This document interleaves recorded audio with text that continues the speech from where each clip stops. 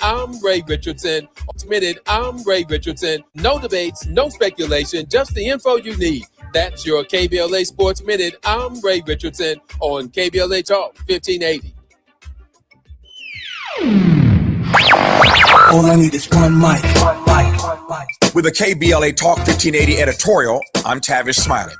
In my prior commentary about Destination Crenshaw, or Procrastination Crenshaw as we call it around here, I opine that sometimes neglect becomes a decision. I want to challenge my own neglect becomes a decision thesis in just a moment. This $100 million revitalization project was supposed to transform 1.3 miles of Crenshaw Boulevard into a world-class celebration of Black art and culture. It was first promised to open in 2023, then 2024, and here we are, still waiting, still suffering. The businesses along this corridor, Black-owned businesses, are suffocating. Construction chaos everywhere, shuttered storefronts, a community being bled dry by broken promises. So, I stand by my earlier formulation that neglect becomes a decision. But as I have thought more about the gross negligence, the incompetence on steroids, it occurs to me that sometimes neglect isn't just a decision. Neglect is the default position of some Black electeds. Not all, but some. They just don't believe that Black folk deserve the very best. They don't believe that we deserve to be treated with dignity and respect. So we go from being constituents on the campaign trail to collateral once they're sworn into office. And when, for example, one is termed out of office and can't run again, but is still clutching the gavel of power, one thinks that he can stay comfortably above the fray while we anguish for years on end. The apparent attitude is, I'll just leave this mess for the next person to clean up. That's what it feels like, Mr. President, Mr. LA City Council President.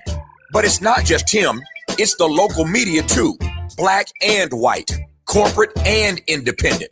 Look at how little has been said about this never-ending nightmare in Crenshaw, year after year after year.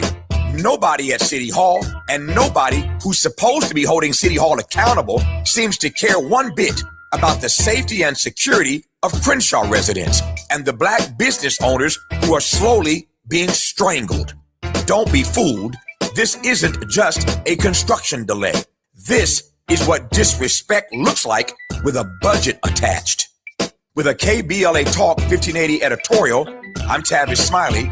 As always, we welcome your feedback.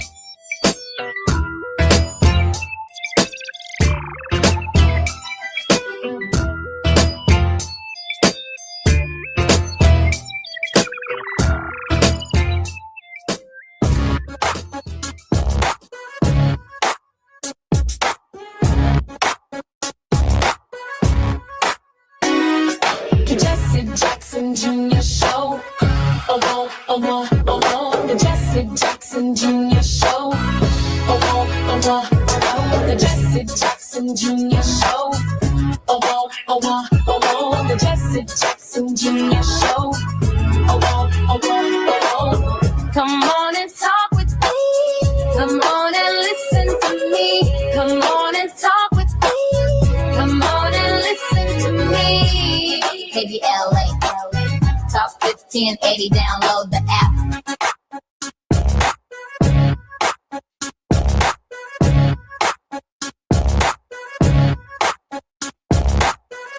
I'm Jesse Jackson Jr. Welcome forward to the Jesse Jackson Jr. Show on KBLA Talk 1580.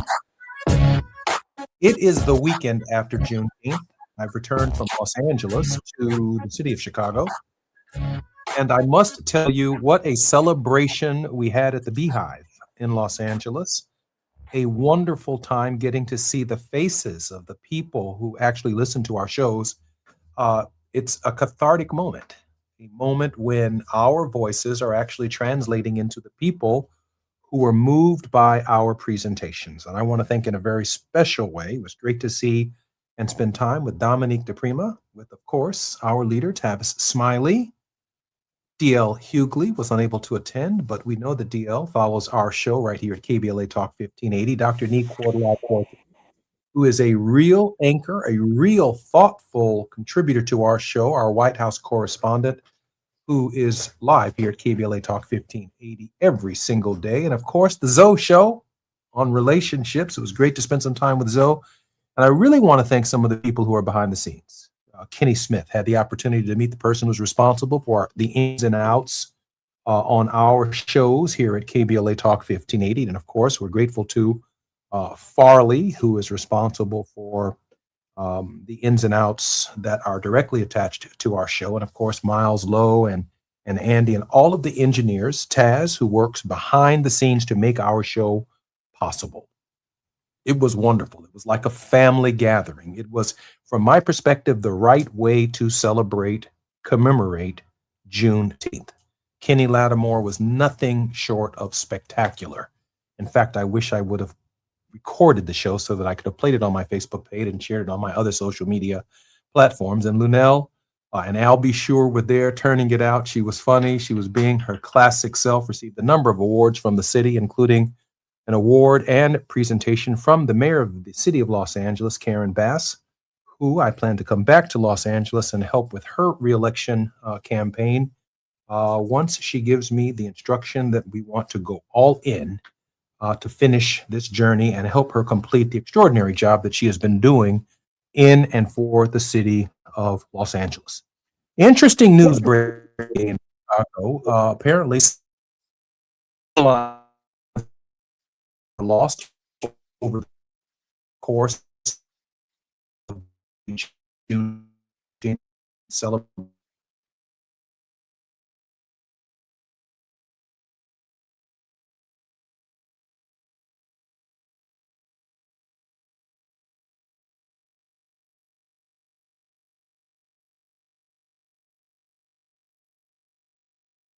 Down the city streets.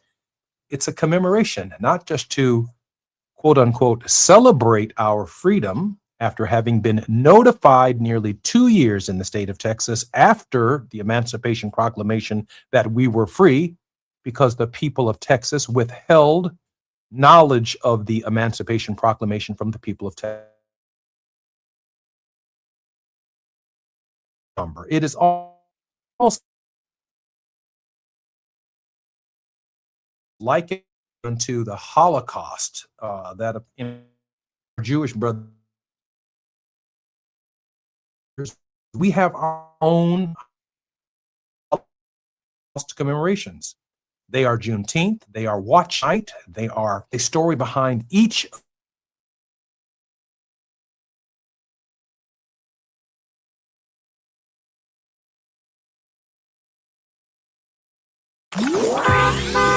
It's afternoon drive time with Jesse Jackson Jr. Only on KBLA Talk 1580.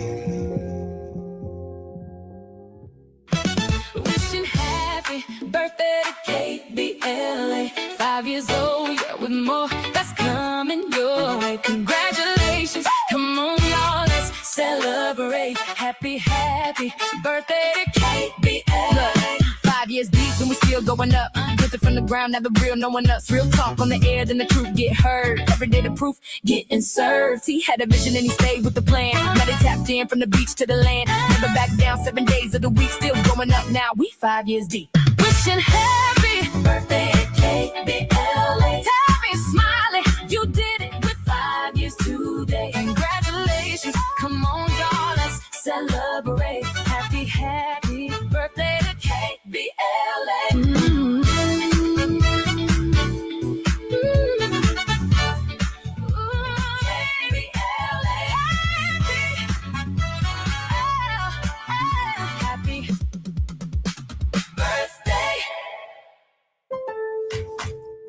Your summer food game is only as strong as what you're working with. This July 4th at Lowe's, get up to 45% off select major appliances and save up to an additional 25% off when you bundle select major appliances. Plus, save $50 on a select Pit Boss DX Smart Electric Smoker, now $249. Our best lineup is here at Lowe's. Valid through 6/24 while supplies last. Selection varies by location. See Lowe's.com for more details.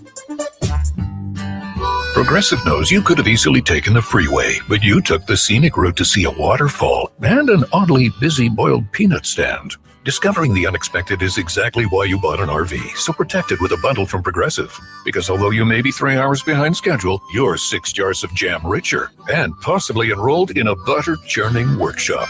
Switch to Progressive and protect your RV, boat, or motorcycle by bundling with your home and auto insurance. Progressive Casualty Insurance Company, affiliates, and third-party insurers. Not available in all states or situations. Finding great candidates to hire can be like, well, trying to find a needle in a haystack. Sure, you can post your job to some job board, but then all you can do is hope the right person comes along. Which is why you should try ZipRecruiter for free at ZipRecruiter.com/free. ZipRecruiter doesn't depend on candidates finding you. It finds them for you. Its powerful technology identifies people with the right experience and actively invites them to apply to your job. You get qualified candidates fast. So while other companies might deliver a lot of hay, ZipRecruiter finds you what you're looking for. The needle in the haystack. See why 4 out of 5 employers who post a job on ZipRecruiter get a quality candidate within the first day. ZipRecruiter, the smartest way to hire. And right now, you can try ZipRecruiter for free. That's right, free at ZipRecruiter.com/free. That's ZipRecruiter.com/free. ZipRecruiter.com/free. ZipRecruiter. Don't be anxious or confused about AI. Take control of your career when you get the skills to tackle real business problems and design specialized solutions. HR Dive reported that entry-level talent with applied AI credentials can receive up to a 25% salary boost. But where do you find training that you can trust? Future-proof your career and deliver more value with Humans Lead the Way AI. Their hybrid learning courses use practical definitions, real-world examples, and strategic insights to help you and your team understand AI with confidence. No magic, no hacks, no shortcuts. Just practical knowledge that helps you use AI more successfully. Don't wait. AI can never replace people who know how to use it well. Register for courses today at humansleadtheway.com. That's humansleadtheway.com. Let's do this. We're heading into one of the most important election seasons in a generation. And with so much on the line, your healthcare, your economy, your neighborhood, you deserve more than sound bites. You deserve the full story. KBLA Talk 1580 is your trusted voice for political coverage, commentary, and conversation. From local races to national headlines, we bring you the insight and perspective you need to make sense of it all and make your voice heard. Between now and November, a lot will happen. A lot will change. But one thing won't. KBLA Talk 1580 will be right here, keeping you informed, keeping you engaged, and keeping it real. KBLA Talk 1580, the place for politics.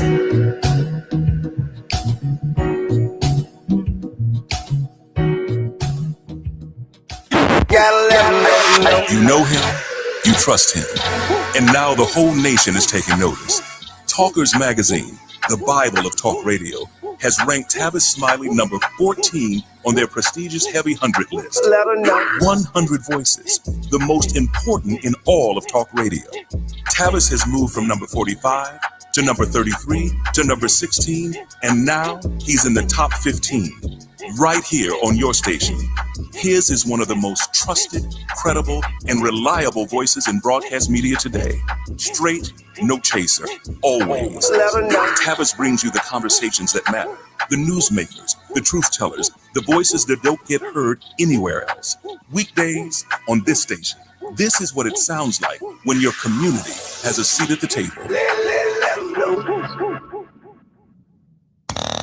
Now back to more of Jesse Jackson Jr. on KBLA Talk 1580. The Jesse Jackson Jr. Show. The Jesse Jackson Jr. Show. The Jesse Jackson Jr. Show. The Jesse Jackson Jr. Show. King Volley drops the beat. Come on and talk with me. Come on and listen to me. Come on and talk with me. Come on and listen to me. KBLA Talk 1580. Download the app. I'm Jesse Jackson Jr. Welcome forward to the Jesse Jackson Jr. Show on KBLA Talk 1580. We had a small technical issue here at our studio with the Wi-Fi, and so I am communicating remotely until such time as the internet problem has been worked out. But in this very special hour, we're being joined by Lisa Holder, president of the Oakland, California-based Equal Justice Society, known for her groundbreaking appointment as a member of the California Reparations Task Force and more than 20 years of experience as a civil rights litigator and scholar. Lisa has made EJS a leader and premier coalition partner in the reparations movement in California and nationally. Under Ms. Holder's leadership, EJS continues to build dynamic civil rights practice to dismantle discriminatory discipline and school-to-prison pipeline, create a just and equitable legal system, promote and protect Black women's health, and combat white supremacy at the extremist forces that threaten the multiracial democracy for which we all should strive. Lisa, welcome forward to the Jesse Jackson Jr. Show.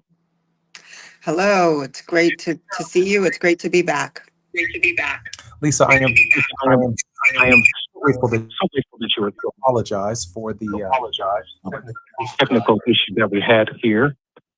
And now I am confident that we are in a great space. Lisa, I was really interested in the health equity report that your organization has issued recently regarding the women who are at the foundation of gynecology. Oftentimes, gynecology is celebrated as a particular doctor who is responsible for the idea of gynecology in medical practice. But at the foundation of it, three black women who gave of their bodies and are literally responsible for the system. Lisa? Yeah, this was a particularly meaningful endeavor that my organization undertook to tell the story of the actually 11 enslaved Black women who should be considered the mothers of gynecology, because all of the most important modern tools of gynecology were created based on their bodies being experimented on. So, for instance, the speculum. There's no woman, who hasn't been to obstetrician or gynecologist who has not had that experience of having someone use a speculum on them to, make sure that they're okay. But that tool that we use every single day, that tool was created, based on scores of experiments that were done on these 11 enslaved women. What is grueling and difficult about this story, and also so important, is that although there was anesthesia at the time, the doctor, Dr. Sims, who was experimenting on them as if they were lab rats, said, he was of the opinion that Black women could not feel pain. So he was sometimes doing 30 operations on one young woman, and these were girls, most of them teenagers, 30 operations without anesthesia, although anesthesia was available at the time. And when these tools had been perfected after experimenting on these young women for years, when they started using them, they came online. Of course, they use anesthesia for the women who, particularly white women. They used anesthesia when they were doing any sort of gynecological exams or obstetrics and gynecological procedures. So these 11 enslaved girls and women were tortured so that, without their, not of their own volition, they had no agency in this process other than to survive the torture that was done to them, so that we can now have these tools that we sort of take for granted as everyday tools of modern medicine. So it's and one of the reasons why it's important to tell this story is because, for instance, when you talk about things like reparations and the need to repair the harm that started in 1619 with slavery and then continued up until today, most people say, well, I had nothing to do with that. But the fact is that most people are benefiting from the extraction, torture, annihilation of Black people's bodies in some way, shape, or form. And so the today's modern speculum is the perfect exemplar of how that type of extraction that happened very long ago during slavery is still benefiting people today. Lisa, I've been struggling during this Juneteenth to add some depth and some content to the idea of the commemoration of this holiday, or commemoration, if you will. And one of the words that I've come up with is this idea of incapable. That is, you suggested that for this doctor, Black women were incapable of feeling pain. We often talk about the 3/5 clause in the Constitution. We often reflect upon slavery. But when we think about the way in which we have been dehumanized over this process and over time, we were incapable of reading, incapable of worshiping God, incapable of raising families, incapable of loving, having a loving relationship, incapable of raising our own children. Part of the dehumanization process that was slavery, that was racism, that is institutionalized racism that continues to this day in its very different forms, this idea that we are incapable is, for me, as much as the caste and class nature of the slave system itself. To reduce a woman to incapable of feeling pain is beyond torture. It is definitely a part of the dehumanization process. And I'd like, based upon your legal expertise, your understanding, and the history of what they have perceived us as being incapable of feeling or doing, just how devastating is your reflection and this report? Yeah, I mean, it is the most essential form of dehumanization, right? When you say there's no capacity for humanity. And that's essentially what this rhetoric that you're talking about, for instance, incapable of feeling pain.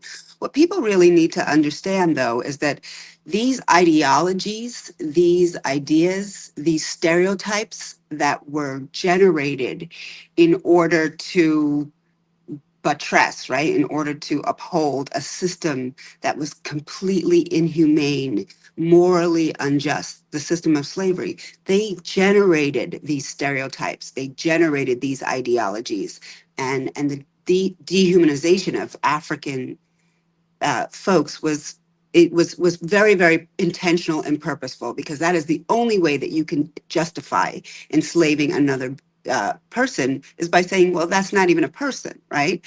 And so that, however, those ideologies continue today, even after emancipation. So you have this notion that Black women feel less pain and we can torture them in this way so that we can create important tools for medicine.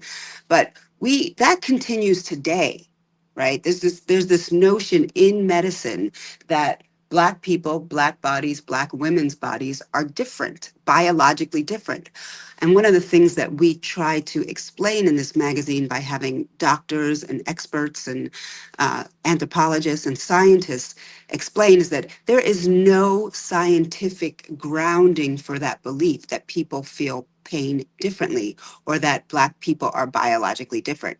And even though there is no scientific grounding for it, physicians all across the country continue to believe that. So one of the statistics that we lift up is that, you know, over 60% of medical students and 25% of physicians still believe that Black people are biologically different. And that actually creates horrible policy and practices, right?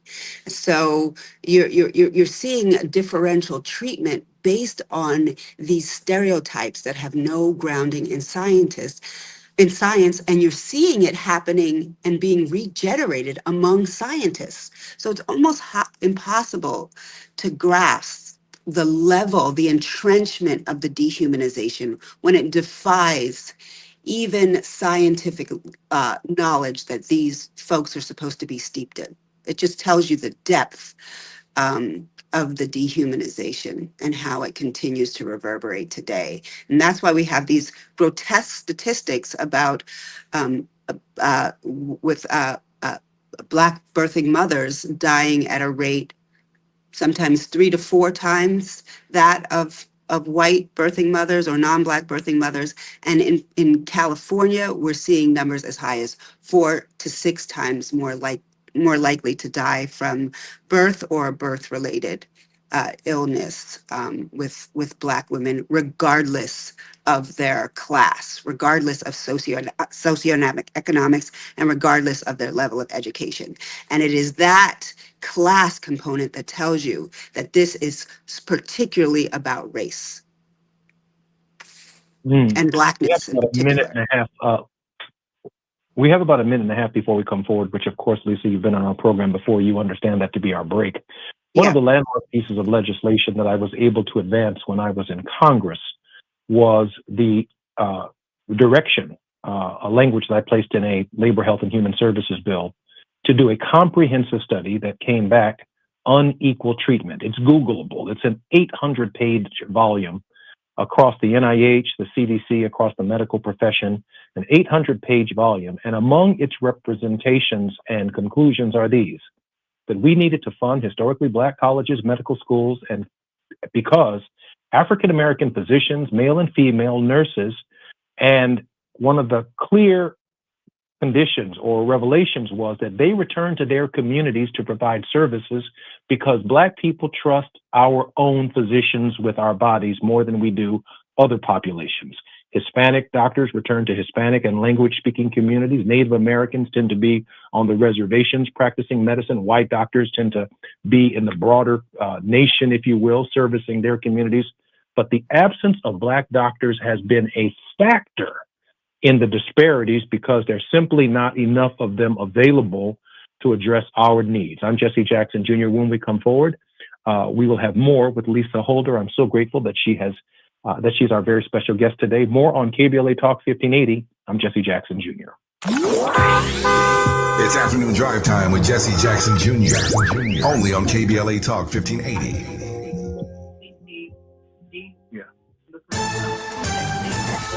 I'm Mike Island with BIN News Now. Mayor Karen Bass is saying thousands of masks and air purifiers are being distributed while Los Angeles firefighters are containing a warehouse fire in Boyle Heights. The National Weather Service is assessing the destruction following a deadly tornado outbreak that slammed the Midwest over the weekend. Damaging tornadoes completely leveled multiple homes and caused fatalities.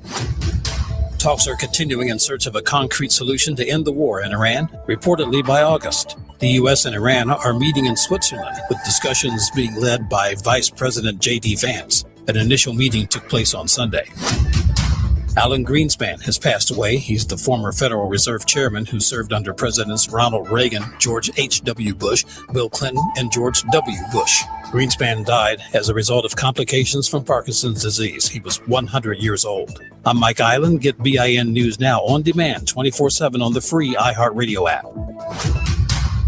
Busy night? Stonefire Grill makes dinner easy with the family 4-pack, a complete meal for 4 with chicken, pizza, pasta, salad, and breadsticks, all for just $49. Order today at stonefiregrill.com. This is the KBLA Sports Minute with Ray Richardson. The tennis world is buzzing again with the news that Serena Williams is going to play in the singles competition at Wimbledon next week. The 44-year-old Compton native accepted the 8th and final wildcard invitation from Wimbledon tournament officials. Serena was already confirmed to play in the doubles competition at Wimbledon with her sister Venus. Serena's return to singles competition adds more excitement to her comeback and will certainly raise the hype at Wimbledon, the scene of many of Serena's triumphs. Serena won 7 of her 23 Grand Slam singles titles at Wimbledon and 6 of her 14 doubles titles with Venus on the same court. Serena's 23 Grand Slam singles titles is one shy of the all-time record held by Margaret Court. As a wildcard entry, Serena will likely face one of the top seeds in the tournament in her first-round singles matchup. Wimbledon kicks off June 29th. No debates, no speculation, just the info you need. That's your KBLA Sports Minute. I'm Ray Richardson on KBLA Talk 1580.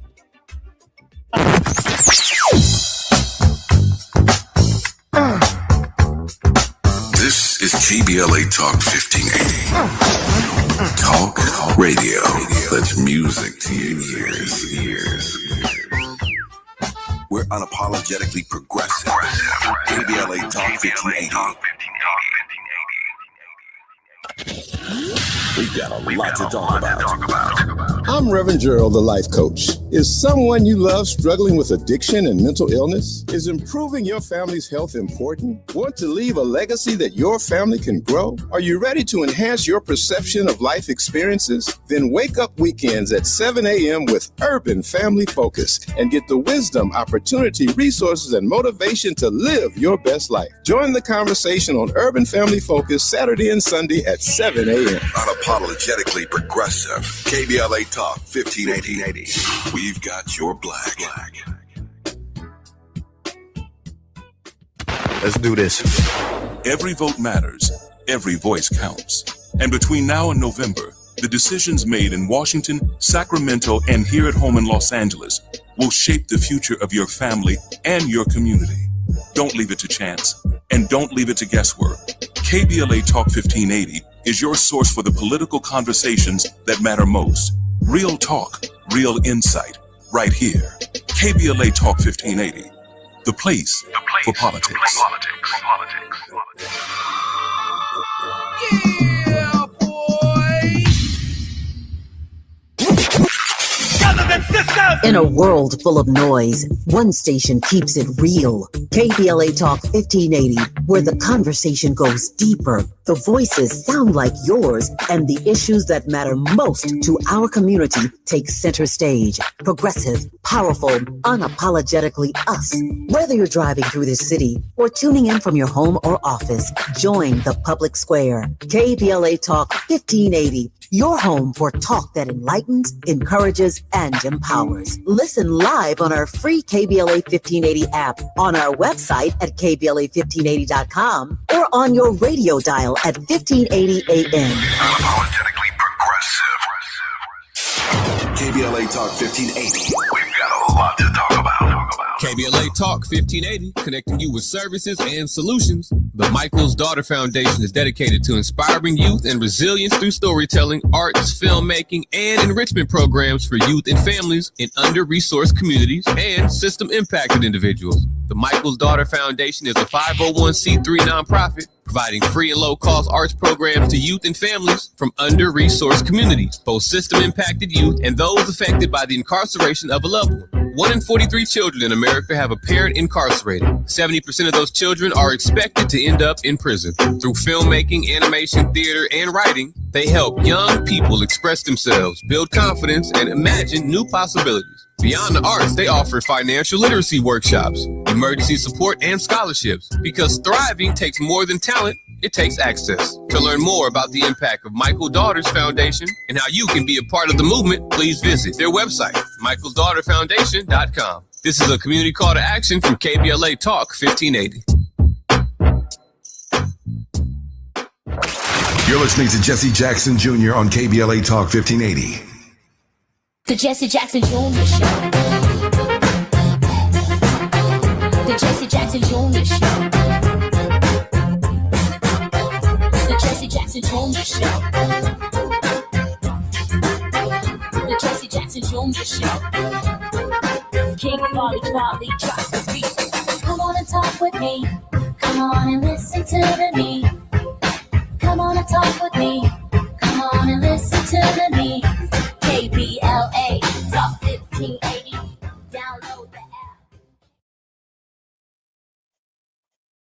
I'm Jesse Jackson Jr. Welcome forward to the Jesse Jackson Jr. Show on KBLA Talk 1580. In this hour, Lisa Holder, president of the Oakland, California-based Equal Justice Society, is our guest.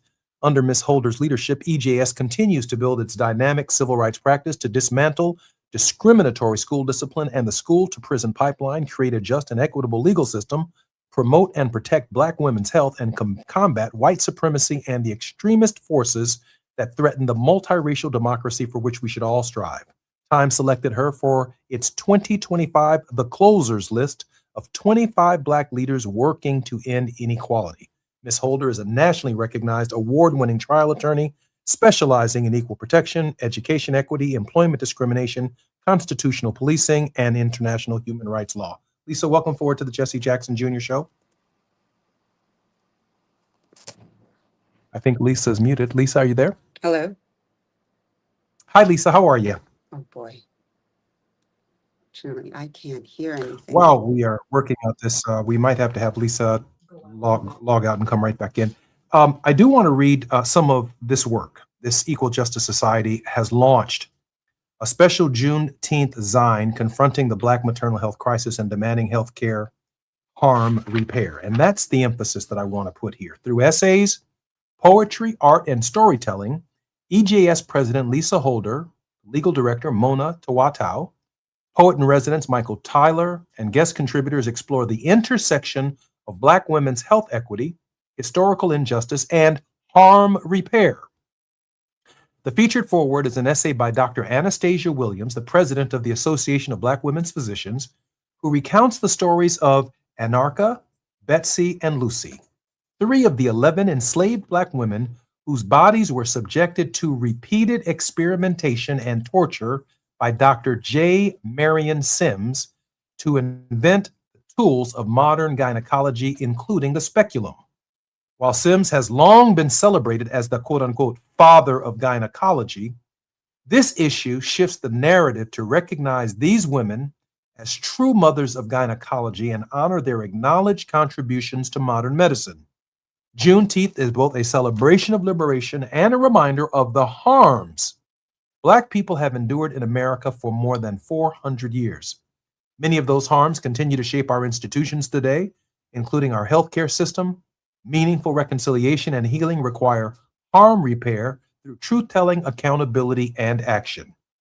Only by confronting and repairing historic and ongoing injustices can we build the foundation for a truly multiracial and inclusive democracy. Harmful myths rooted in racism, such as the false belief that Black women experience less pain, have contributed to generations of inequitable treatment and persist in health outcomes today. By elevating these histories, EJS seeks to advance the truth, accountability, and harm repair. We invite you to read and share this special issue with your networks as we work toward a future where Black women's health, dignity, and humanity are fully recognized, protected, and valued. So, EJS has a special zine presented by Eric Gibbs and Sandy Casas with support from the California Black Power Network, the Legal Defense Fund, Bliss Collective, the California Wellness Foundation, and the JANM Democracy Center.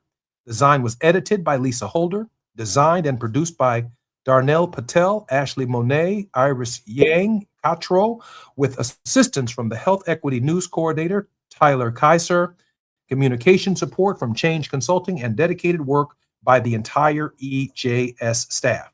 The work of harm repair and racial justice requires sustained investment, and we want to support and donate all that we can to EJS as they continue this valuable work. Lisa, welcome forward to the Jesse Jackson Jr. Show. Hello again.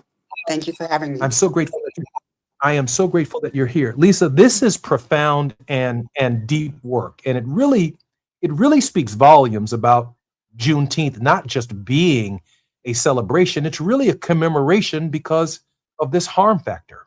Lisa?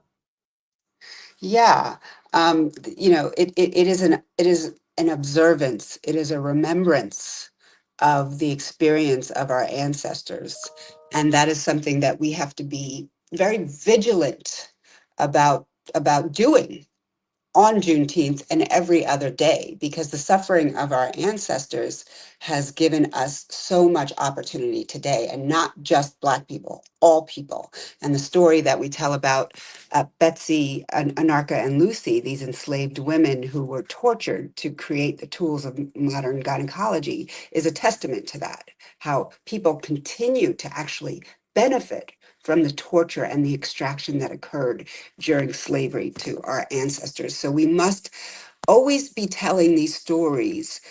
We must always be commemorating their experience. So most importantly, so that we don't repeat it, but so that we also repair so much of the damage that was done that continues to reverberate in different iterations in these modern times.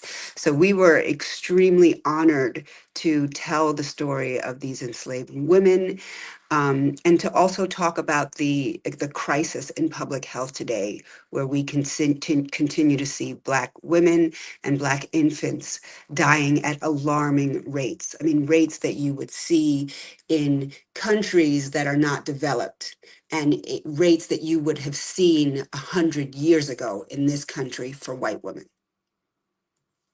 Lisa, I'm very proud of this work, and I'd like to know, and I'd like our listeners to know, how they can support EJS. How can we donate and support this cause and strengthen your hand? Oh, what a wonderful invitation. It's very important for us to have folks in the community supporting the work that we do, because frankly, with everything that's happening right now politically in this country, a lot of the funders that we traditionally have in the nonprofits are actually moving away from racial justice work, whether it's because they're being silenced, whether it's because they're being intimidated, whether it's because they were never fully committed to begin with. Many of our bigger funders, like foundations and major donors, are moving away from this work. And so we really need to lean into the community, because the work doesn't stop. The work is only getting harder, and it is even more important for dedicated soldiers like the folks that work at EJS to continue to do this harm repair work. So we're turning to our community to support the type of projects, the types of litigation, the types of narrative change and belonging work that we're doing, the types of policy work that we're doing that always thinks about, centering people who have been marginalized for Lisa, decades and generations. So the way give me that just you a moment, support because us, we're having an intermittent signal problem once again. Just give me 1 second. Oh, I do want our listeners to contribute, and we have a scroll up underneath the Jesse Jackson Jr. Show, even as Lisa is talking, of where you will be able to contribute to the Equal Justice Society to support this very, very important work. Between the storms that are crisscrossing the country, the internet is in and out. We've never had this problem in the 2 years that we've been on KBLA, but it's new today. Unfortunately, we do have backup Wi-Fi here at the Jesse Jackson Jr. Show. And while we work through this one brief little problem, I hope you'll give us just a moment, and our listeners to be patient with us while we work through it. I do want to say this, though. If you think about it, what did we do for Juneteenth? We celebrated the 5th anniversary of KBLA. We had a wonderful time. We also celebrated the first commencement, the opening of the Obama Center, which will be forever celebrated.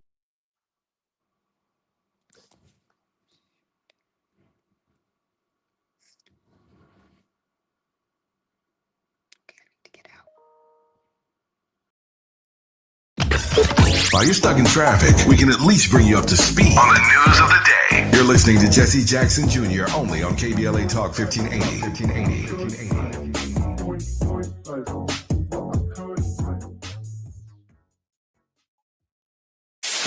KBLA Talk 1580. We've got a lot to talk about.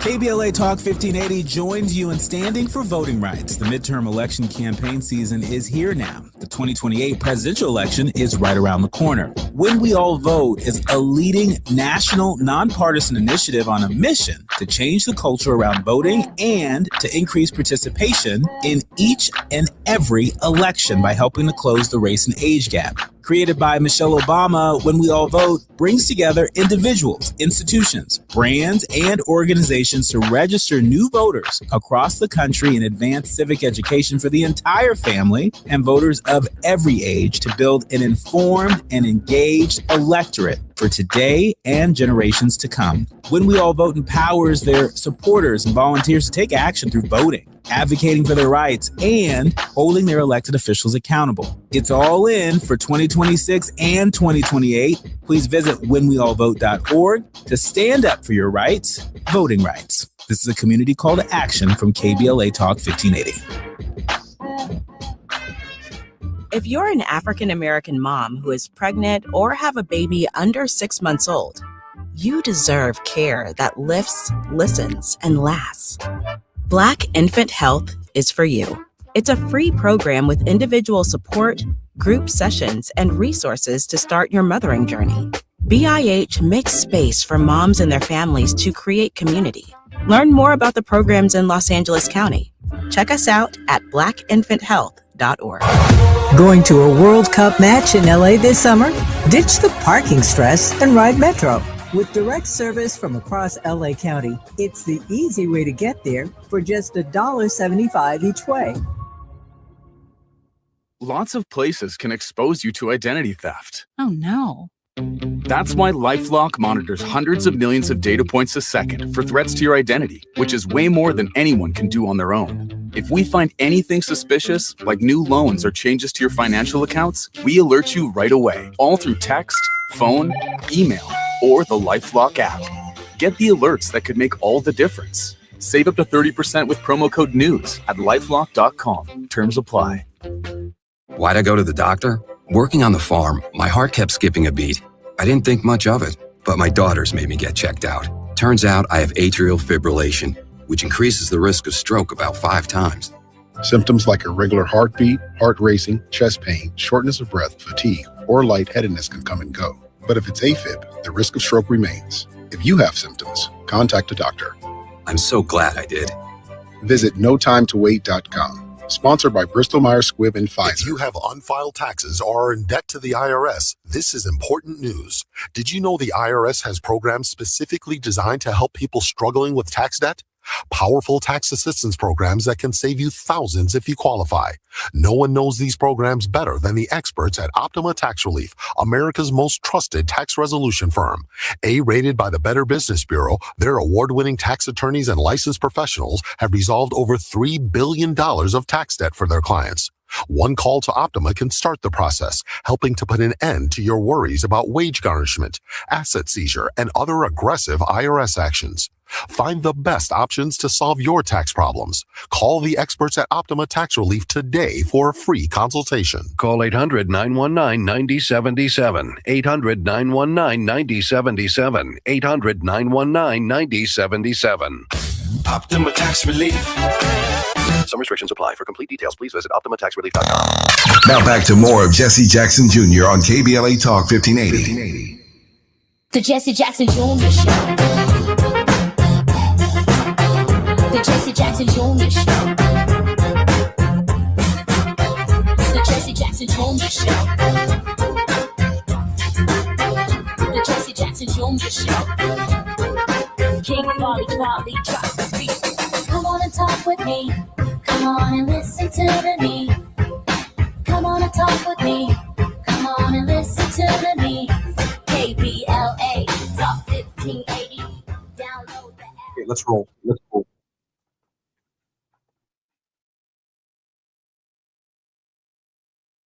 Talk 1580. Our very special guest in this hour is none other than Lisa Holder. I'm so grateful that Lisa is our very special guest. Lisa, once again, I apologize for our technical difficulties. How are you? I'm good. Thank you for having me. It's always wonderful to talk to you. Lisa, please, specifically, how can we support the Equal Justice Society and their work, their website, how to donate, etc.? Yeah, please go on to our website. It is equaljusticesociety.org. You can also go on to Instagram at Equal Justice Society or email us at info@equaljusticesociety.org. We are hoping to hear from you. We are hoping that you can volunteer, and we are hoping to receive donations, no matter how small. It's important to keep this work of going forward to ensure that we have a democracy that represents everyone, and that a democracy where everyone can thrive. Equal Justice Society, www.equaljusticesociety.org. I was making the point that we commemorated and celebrated the 5th anniversary of KBLA this past Juneteenth. We're very proud of what we're doing here at KBLA. And of course, as a nation, we witnessed and experienced the opening of the Obama Presidential Center on Juneteenth. And every Juneteenth will be an anniversary, not only for KBLA, it will be an anniversary for the Obama Center. And towards an understanding of what Juneteenth is about, it seems to me that we have to elevate the story and elevate your work, because it is about the continued harm that our people have experienced, not only for the last 400 years, but the ongoing harm when the nation does not turn its attention to these problems. Lisa? That's exactly right. And it is especially critical at this moment where we're experiencing so much Black erasure, where the stories of Black people's contributions to the fabric of our society today are being literally erased. We're receiving disinformation about our history or no information about our history. We're seeing monuments physically removed, anything that is commemorating the contributions that African Americans have made. We have a government that is trying to literally strip those away so that the history, an honest accounting of history, cannot be projected. So it is especially incumbent upon us who know our history and who do this work where we're researching it, where we're finding it out, to enlighten people about the past and how it continues to impact the future. And one of the reasons why we gravitate toward this understanding of reparations is because embedded in this notion of reparations is this idea of repairing the nation. And when you are repairing something, it must be because a harm has been done, right? And so this type of work actually requires you to embed it within history so that you understand the harm that took place and the evidence-based steps that you now need to take to repair the harm and all of the echoes of that harm that we are feeling in our present day society. So this work is critically important. I'm so proud to be doing it, and I want our community to be a part of it, and they can be a part of it by supporting us and going onto our website, www.equaljusticesociety.org. Sign up for the Health Equity newsletter. Read the Juneteenth special edition of the Health Equity magazine and find out about how this harm started, why it's continuing, and how you can be a part of repairing it.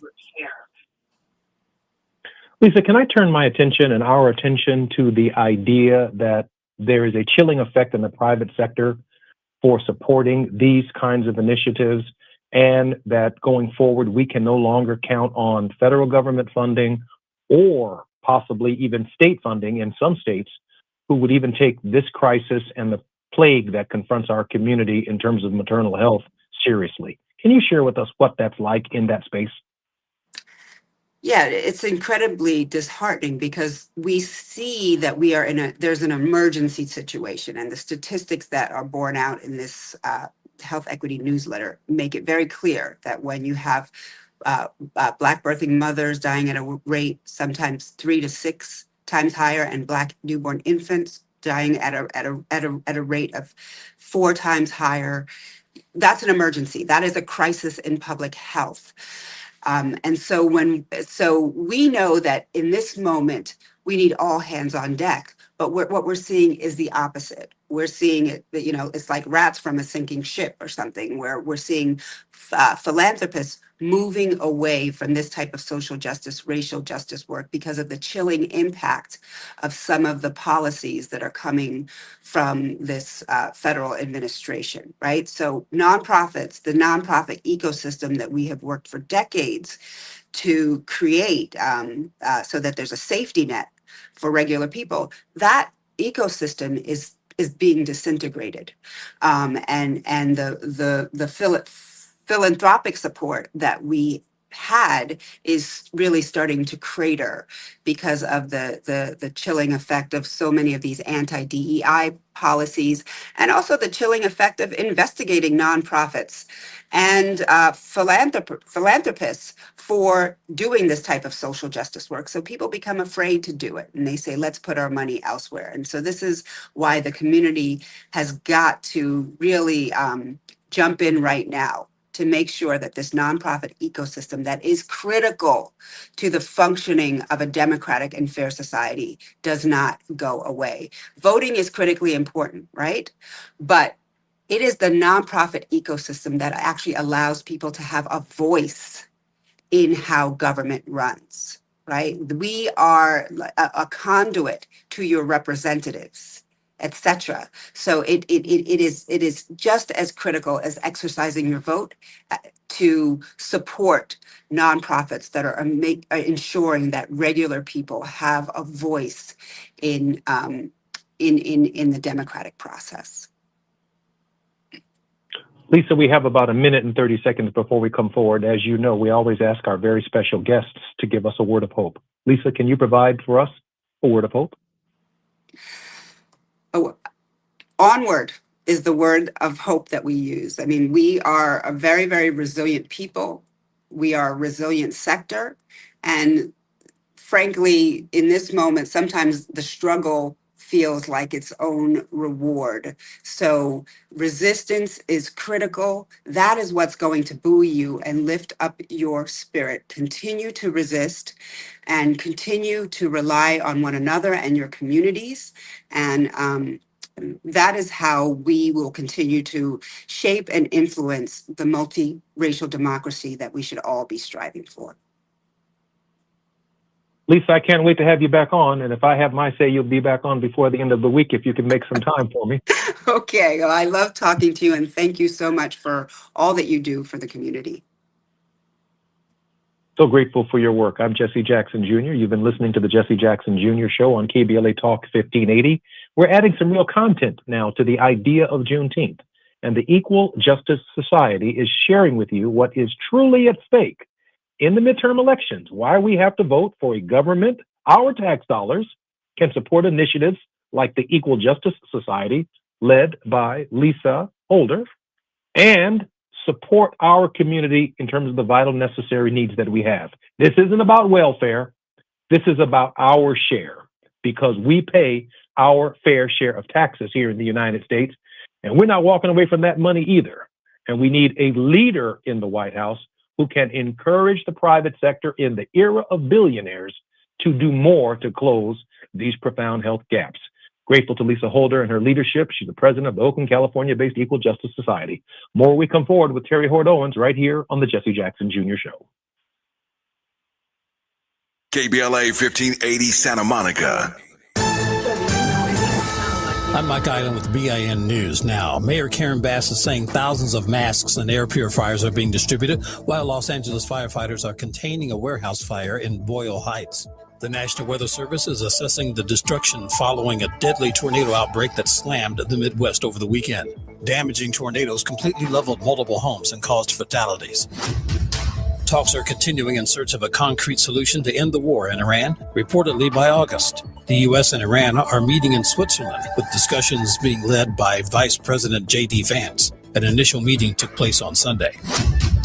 Alan Greenspan has passed away. He's the former Federal Reserve Chairman who served under Presidents Ronald Reagan, George H.W. Bush, Bill Clinton, and George W. Bush. Greenspan died as a result of complications from Parkinson's disease. He was 100 years old. I'm Mike Island. Get BIN News Now on demand 24/7 on the free iHeartRadio app. Busy night? Stonefire Grill makes dinner easy with the family 4-pack, a complete meal for 4 with chicken, pizza, pasta, salad, and breadsticks, all for just $49. Order today at stonefiregrill.com. This is the KBLA Sports Minute with Ray Richardson.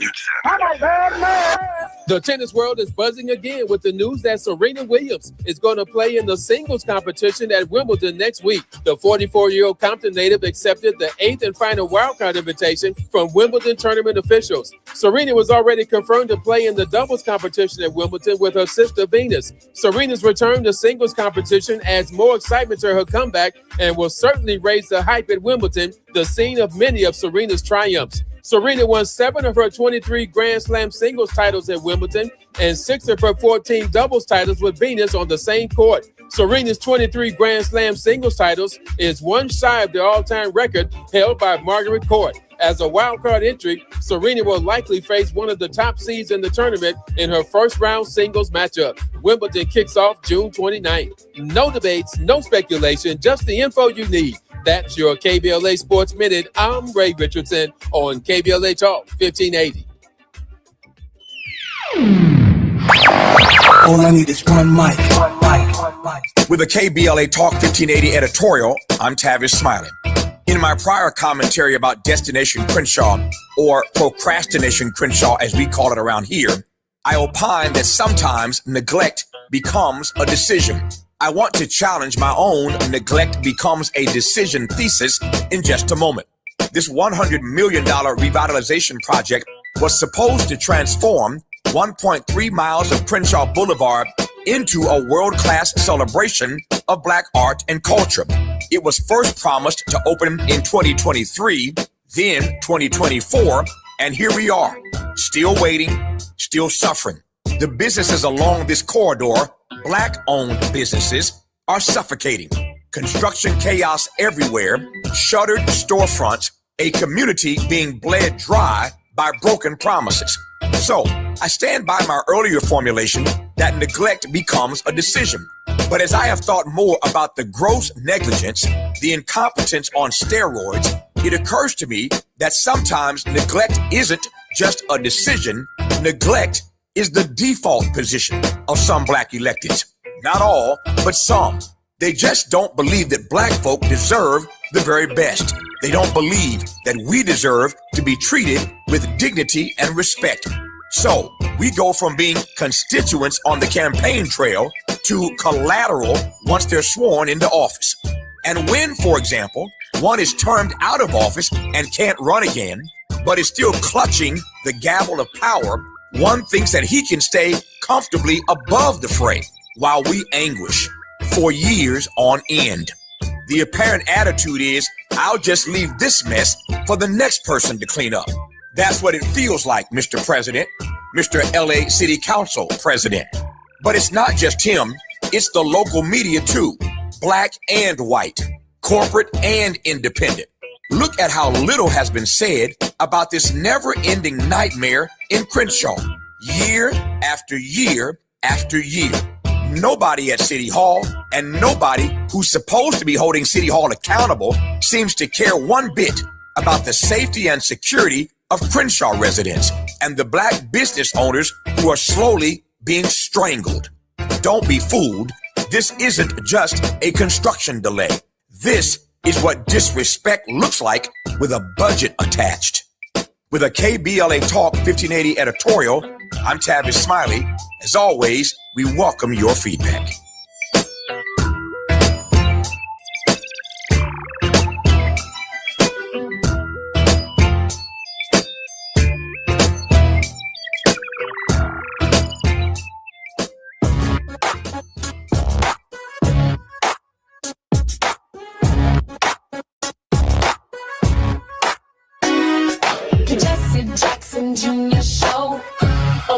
The Jesse Jackson Jr. Show. The Jesse Jackson Jr. Show. The Jesse Jackson Jr. Show. Come on and talk with me. Come on and listen to me. Come on and talk with me.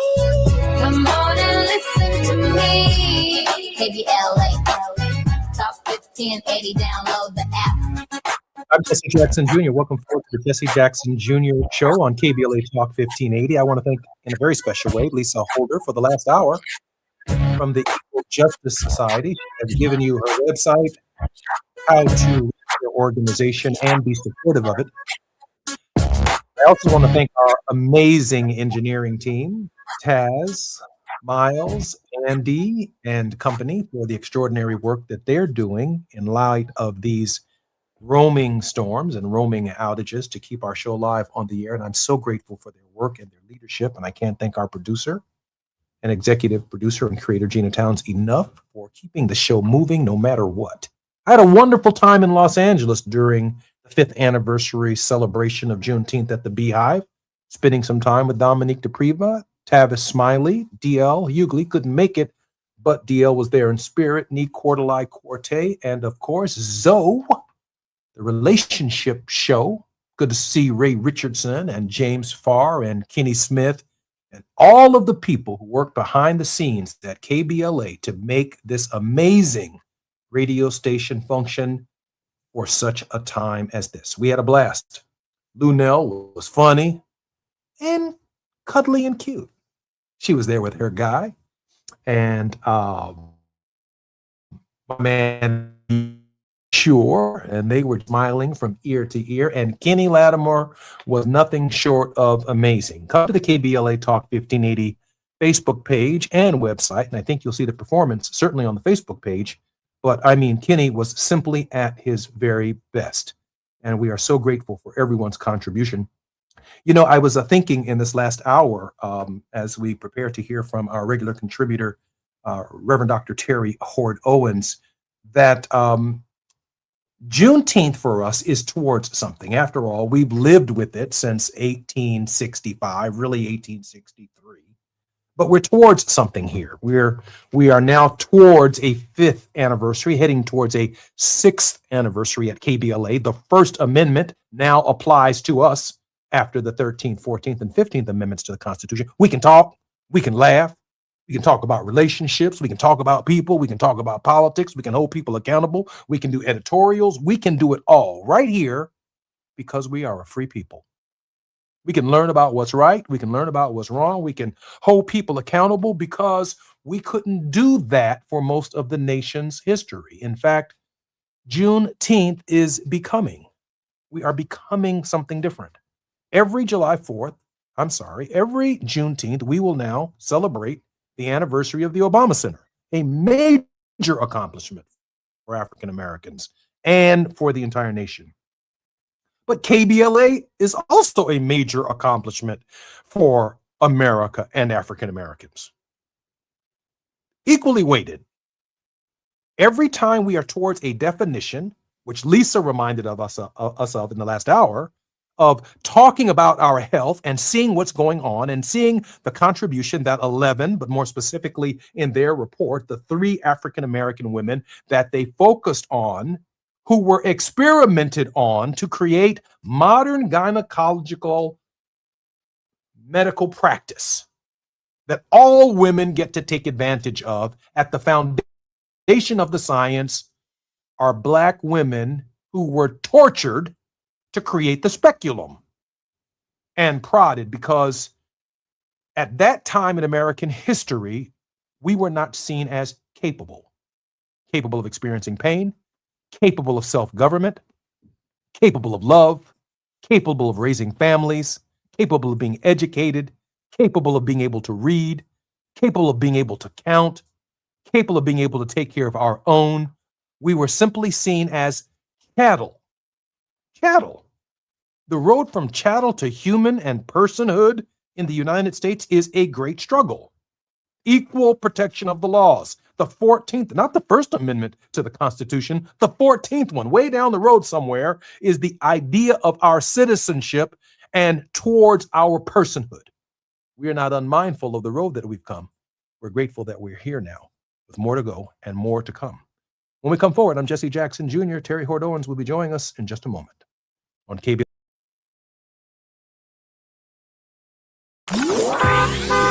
It's afternoon drive time with Jesse Jackson Jr. Only on KBLA Talk 1580. Wishing happy birthday to KBLA. 5 years old, yeah, with more that's coming your way. Congratulations, come on y'all, let's celebrate. Happy birthday to KBLA. 5 years deep and we still going up. Built it from the ground, now the real no one else. Real talk on the air, then the truth get heard. Every day the proof getting served. He had a vision and he stayed with the plan. Now they tapped in from the beach to the land. Never back down, 7 days of the week, still going up now. We 5 years deep. Wishing happy birthday to KBLA. Happy smiling, you did it with 5 years today. Congratulations, come on y'all, let's celebrate. Happy birthday to KBLA.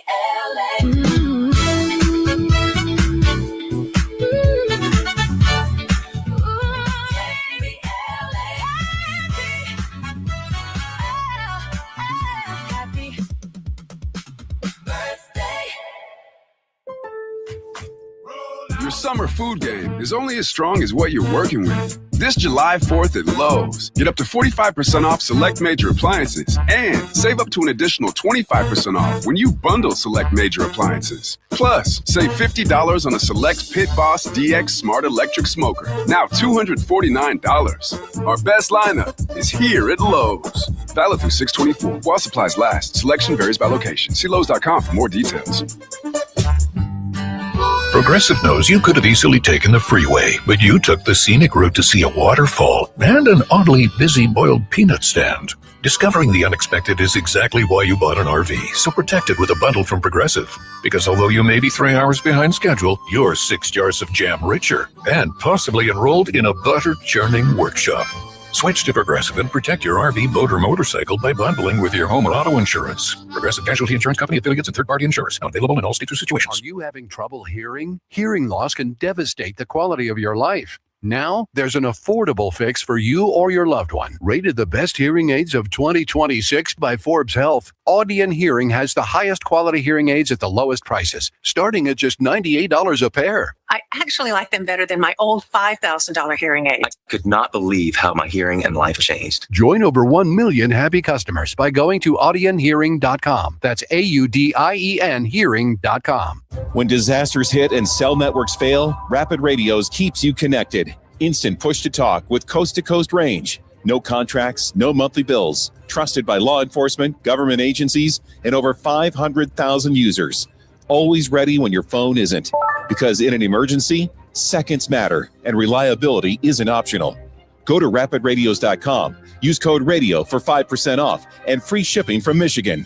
Rapid Radios. Communication redefined. Now back to more of Jesse Jackson Jr. on KBLA Talk 1580. The Jesse Jackson Jr. Show. The Jesse Jackson Jr. Show. The Jesse Jackson Jr. Show. The Jesse Jackson Jr. Show. King Wally drops the beat. Come on and talk with me. Come on and listen to me. Come on and talk with me. Come on and listen to me. KBLA Talk 1580.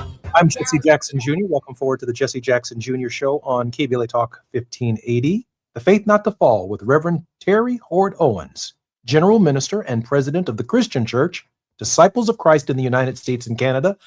Terry, I wish you were with us at the KBLA event. People were walking up saying, "Hey, we want to meet Terry. Hey, we want to meet. We want to meet Grim." So I want you to know you're a celebrity. You're a hit in Los Angeles. Oh, that's nice. And they knew the show. Knew like what's on Monday. And We can't wait to hear that's Barbara awesome. on Tuesday. So it was really, really cool. Oh, She's an author and advocate for the church, living out its calling. She's the first person of color and second woman to lead the denomination since her election in 2017. Reverend Terry Horde Owens' ministry actively reflects the disciples' priority of being an anti-racist church, being a movement for wholeness, and welcoming all to the Lord's table as God has welcomed us. Terry, welcome forward to the show. Oh, thank you. It's good to be with you as always. And congratulations to KBLA and to this show, which I'm glad to hear. I know that folks that I know are watching, so it's good to know that you're getting the leverage and the platform that your voice so richly deserves. You know, there were 1,000 people there, at least 1,000 people coming and Wow. going over the course of the time that we were at the event. Kenny Lattimore was fantastic. Lunel was absolutely fabulous. Mayor Karen Bass was picking up support, including my support for her reelection campaign. I promised to come back to Los Angeles. And you know, when I used to campaign, I used to call it the Chitlin circuit, like kind of like with the right. So when I come into a town, even as a congressman, they put me on the Chitlin circuit. Then Jesse Well, Jr. yeah. We go talk to the white folks. I said, I'll go talk to all the black people. I ain't got no problem with that. So I was on the Roscoe Chicken Circuit when I was in Los Angeles and had a wonderful, wonderful, wonderful time. That's great. You know, people knew who we were, and I was very grateful for their That's reaction great. to our That's great. Let me ask you a question. Lisa Holder in the last hour brought up a particular fascinating dimension to the commemoration of Juneteenth when she talked about the experimentation on Black women and their bodies in order to develop modern gynecological medicine. Almost at the foundation of so much medical progress in our country are Black people who were experimented upon because of the dehumanization process. Reverend, your thoughts on the faith not to fall? Well, I think it gets back to the core and the foundation of racism in this country. It's the dehumanization of Black people and certainly of Black women. Black women were, we were all chattel, but Black women were the engines, if you will, the bodies through which the property they considered as property would expand. And we know the story of Henrietta Lacks and how even some of her cells were used without her permission, without her family's permission, to do so many different experimentations. But the idea that gynecological procedures were experimented on Black women, they thought we had a higher level of tolerance for pain. They really did see us as animals, and thought that our history of being resilient and being able to survive slavery simply meant that it won't bother them. They won't be able to take it. But it is at its core the dehumanization of Black women, and it's frightening and horrifying to consider what those women must have endured. Even now, women have to advocate for themselves. Black women have to advocate in order to be heard and to have their symptoms paid attention to by doctors who are not Black. Serena Williams has a wonderful testimony about how she basically had to advocate for herself in terms of her own the edema that she was suffering during her first pregnancy and the autoimmune situation. Diagnosis that she had. Nobody was paying attention to her if she had not been Serena Williams and been able to really insist and even pay for second, third opinions. Who knows whether or not she would even be here. She almost died and nobody was paying attention. So it's at its heart, dehumanization. Nobody's paying attention to us. Nobody thinks that we're human, that we really matter. Madam President, as the first person of color and the second woman to lead your denomination, it kind of occurs to me that at the foundation of our faith as Christians, there's a Black woman who gave birth to the savior of humankind. Obviously, medicine at that hour was very, very different, very, very different regression, if you will, in light of what was practiced and what was understood about medicine at the time. But has the church lived up to its calling in the modern era on the kinds of disparities and discrimination that all of us have suffered, but Black women in particular? I don't think we've been strong enough in our advocacy. I know the predominantly white church has not been. And I think there are certain advocates within the African American church. Reverend Tracy Blackman, the United Church of Christ, they partnered with Trinity United Church of Christ in Chicago and several other Black churches to raise money to, say, retire medical debt. There have been places in my hometown in Terre Haute, Indiana, in the 70s when they opened up the Charles T. Height Community Center. There was intentionally a Black community health center that was there that was doing things like testing people for various diseases, particularly sickle cell, that were unique and more prevalent within the Black community. But I think it's an area we've only recently in some Black churches gotten to the point where we're willing to even talk about HIV/AIDS and address some of those kinds of diseases that have been so prevalent, and not only prevalent, but we've heaped shame upon people who have had those diseases instead of welcoming them and treating them as human beings. And so the church doesn't like to even talk about sex that much, let alone sexually transmitted disease, gonorrhea, syphilis, Scottsboro boys. I can't even imagine during that day when they were being infected intentionally with syphilis. The church in those days, early 20th century, probably wasn't even open to even talking about the situation, let alone doing anything to advocate. So the church, unfortunately, our sense of morality is so far out of line with our need to really affirm our humanity. And we're more concerned with judging, unfortunately. But we've got to look at ourselves as whole people and look at our bodies and our health as full persons who are worthy of that the fullness and walk in the fullness of health. We don't need to wait to get to heaven until we walk in the fullness of health. And we're just not forward enough in terms of advocating for those kinds of treatments and those kinds of the equity in access to treatment and healthcare. Reverend Julian DeShazier, University Christian Church in Hyde Park, led a whole initiative on the South Side to insist that the University of Chicago Medical Center actually return to being a level one trauma center. That's what I want to say, level one trauma center. And given where that hospital is located, people who were experiencing trauma, whether it be gunshots or other kinds of traumatic injuries, are having to travel further distances. And the data shows us that the further you have to travel, the less likely you are to survive certain kinds of injuries. And it is because of the church on the South Side, many churches coming together to insist that the University of Chicago return to being a level one trauma center. So there are great examples, but in some cases, we just don't even want to talk about certain things where we really could be leaning into our gravitas and our populations in various communities to say, we are the church, we are the community, and this is what we insist that we have for our community. Madam President, I'd like to kind of conflate a few ideas here for a moment before we come forward in 6 minutes and get your initial thoughts on them.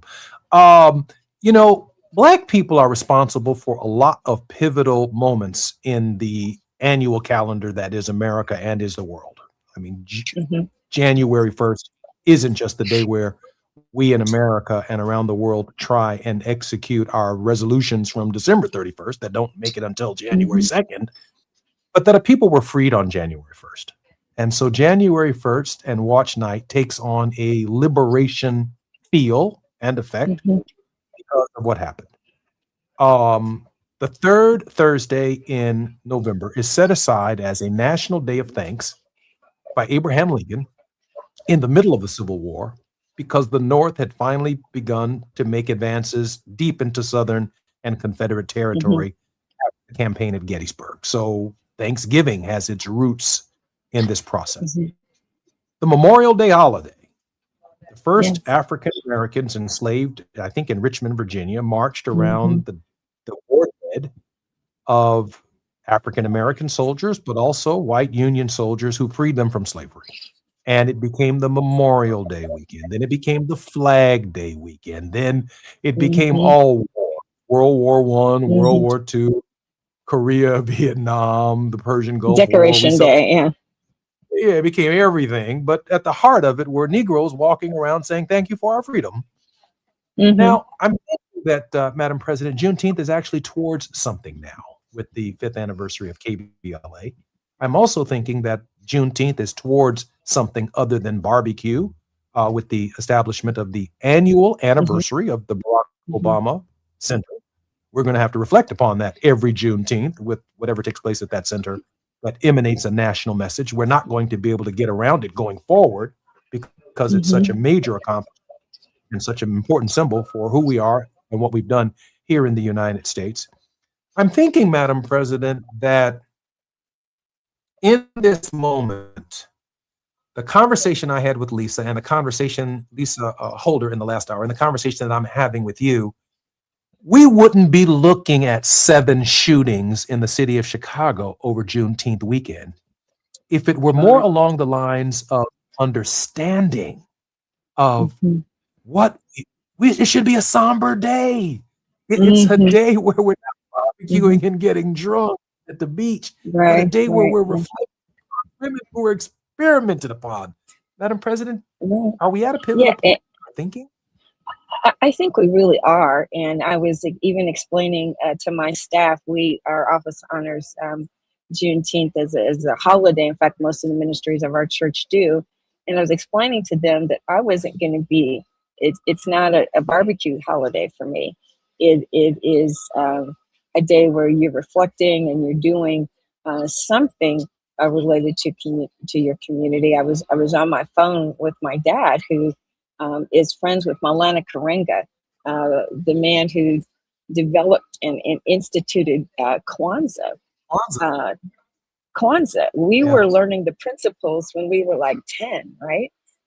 With all the different accoutrements that you have, the corn, ears of corn, the cup, pouring out the libation, etc. We were doing all of that long before there were these festivals and fairs. And I think at the heart of Juneteenth is not even so much that that's the day we mark as sort of the actual full date of liberation for the enslaved people, but we have to remember that they intentionally didn't tell those people in Texas. They intentionally tried to keep that from them. And the fact that they had the ability to push back against the idea of liberation after the war and keep us blind and ignorant of the fact that we were fully free is something to think about. That we have to own what our liberation means. We have to own the story and the narrative that we tell. And we can celebrate, absolutely, but we're losing generations. Your dad, my dad, people that passed on those stories and that history. And if we're not careful, we could lose this important history of the struggle that we all need to remember and celebrate.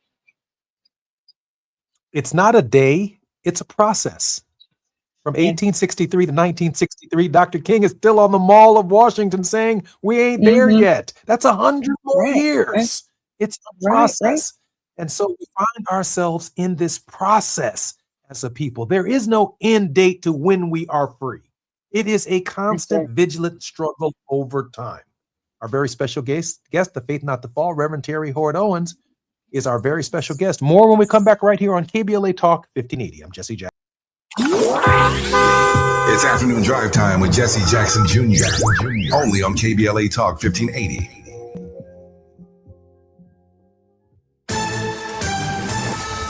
I'm Mike Island with BIN News Now. Civil rights attorney Ben Crump is calling for justice, transparency, and accountability for a black 1-year-old child who was killed by police. Officers were responding to a call last week about shoplifting at the local Senatobia, Mississippi Walmart store. When police arrived, they reportedly saw a suspect car driving away and fired shots into the car. The baby and her mother were inside. Another woman was driving the car, police say. Markel Bridges is CEO and founder of the Building Bridges Coalition. Bridges, who is African-American, tells WHBQ this fight is just beginning. They're going to do what they're going to do, and we're going to do what we're going to do, but I can assure you we're not going to stop until we get justice for baby Cohen. The baby's name is Cohen Wiley.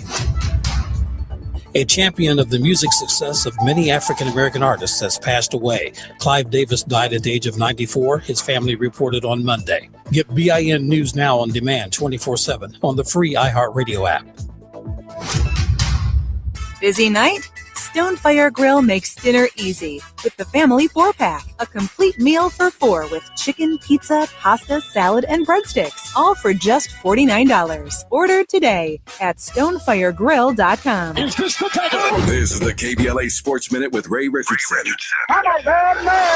The tennis world is buzzing again with the news that Serena Williams is going to play in the singles competition at Wimbledon next week. The 44-year-old Compton native accepted the 8th and final wildcard invitation from Wimbledon tournament officials. Serena was already confirmed to play in the doubles competition at Wimbledon with her sister Venus. Serena's return to singles competition adds more excitement to her comeback and will certainly raise the hype at Wimbledon, the scene of many of Serena's triumphs. Serena won 7 of her 23 Grand Slam singles titles at Wimbledon and 6 of her 14 doubles titles with Venus on the same court. Serena's 23 Grand Slam singles titles is one shy of the all-time record held by Margaret Court. As a wildcard entry, Serena will likely face one of the top seeds in the tournament in her first-round singles matchup. Wimbledon kicks off June 29th. No debates, no speculation, just the info you need. That's your KBLA Sports Minute. I'm Ray Richardson on KBLA Talk 1580.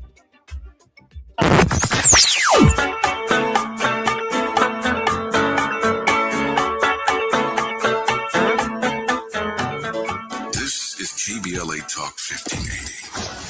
Talk radio that's music to your ears. We're unapologetically progressive. KBLA Talk 1580. It's game day. Are your moderate to severe Crohn's disease or ulcerative colitis symptoms keeping you from the action?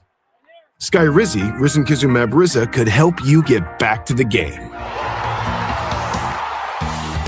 Skyrizi is proven to help people feel significant symptom relief, achieve remission, and visibly improve damage of the intestinal lining. Skyrizi is a prescription injection medicine for adults. Don't use if allergic to Skyrizi. Serious allergic reactions, increased infections, or lower ability to fight them may occur. Before treatment, get checked for infections and tuberculosis. Tell your doctor about any flu-like symptoms or vaccines. Liver problems leading to hospitalization may occur when treated for Crohn's or ulcerative colitis. Control is everything to me. Ask your doctor about Skyrizi, the #1 prescribed biologic in Crohn's and ulcerative colitis combined. Learn more at skyrizi.com or 1-866-SKYRIZI. In a world full of noise, one station keeps it real. KBLA Talk 1580, where the conversation goes deeper, the voices sound like yours, and the issues that matter most to our community take center stage. Progressive, powerful, unapologetically us. Whether you're driving through the city or tuning in from your home or office, join the public square. KBLA Talk 1580. Your home for talk that enlightens, encourages, and empowers. Listen live on our free KBLA 1580 app, on our website at KBLA1580.com, or on your radio dial at 1580 AM. Unapologetically progressive. Let's do this. We're heading into one of the most important election seasons in a generation. And with so much on the line, your healthcare, your economy, your neighborhood, you deserve more than sound bites. You deserve the full story. KBLA Talk 1580 is your trusted voice for political coverage, commentary, and conversation. From local races to national headlines, we bring you the insight and perspective you need to make sense of it all and make your voice heard. Between now and November, a lot will happen. A lot will change. But one thing won't. KBLA Talk 1580 will be right here, keeping you informed, keeping you engaged, and keeping it real. KBLA Talk 1580, the place for politics.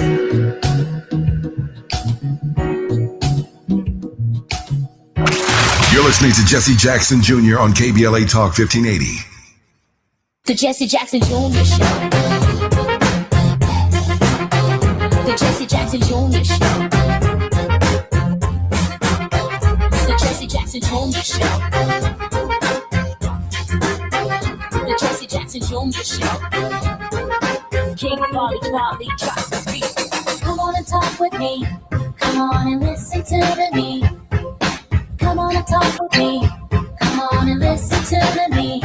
KBLA Talk 1580.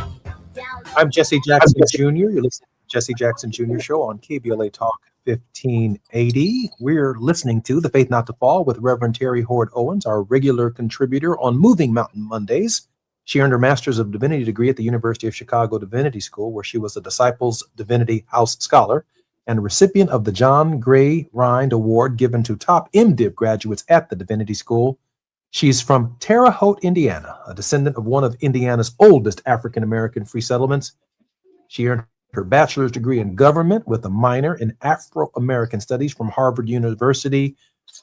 Reverend Owens, Dr. Owens, welcome forward to the Jesse Jackson Jr. Show on KBLA Talk 1580. Oh, thank you, Jesse. It's always good to be with you. Terry, in this one of our briefest segments, 6 minutes, I'd like you to make sense of a few things that have all come together at the same time. And I don't think it's an accident. There's an attack by the Trump administration on the reparations program in the city of Evanston, the first successful program designed to alleviate some of the history of housing discrimination in that village. Your thoughts on that? But the Barack Obama Center also representing a fundamental shift in our consciousness and our thinking. And this past Friday, we had a show with a wonderful guest who talked about the importance of looking through land and going back through the land registry to reclaim that which has been taken and stolen from us. And so when I say that Juneteenth is towards reparations, it's towards something, there is a consciousness that is developing, that is moving forward, that is fundamentally different than anything we've seen in the past. Reverend Owens? Oh, absolutely. We are just, Evanston, as you know, was really on the cutting edge of a municipality actually making a commitment to reparations, not, thousands or even tens of thousands of dollars, but certainly an effort to take some of their city resources to make reparations and restitutions. I don't know if you knew Lorraine Morton, who was the first Black woman to be the mayor of Evanston. She had been the principal at Haven Middle School in Evanston, where my husband Walter taught for several years. And some of those conversations I know started as some dreams and visions that Lorraine had. But anytime you see the federal government seeking to both deny resources to people that are considered less than and to erase the story, racism in this country is dependent upon some understanding that the people who are without are less than. That people of color, even poor people from a class perspective, are less than, and so it won't matter. It won't bother them. And this whole religious nationalism move that we've seen to completely erase the history of the United States, as though the truth of slavery is somehow unpatriotic to even share and rehearse.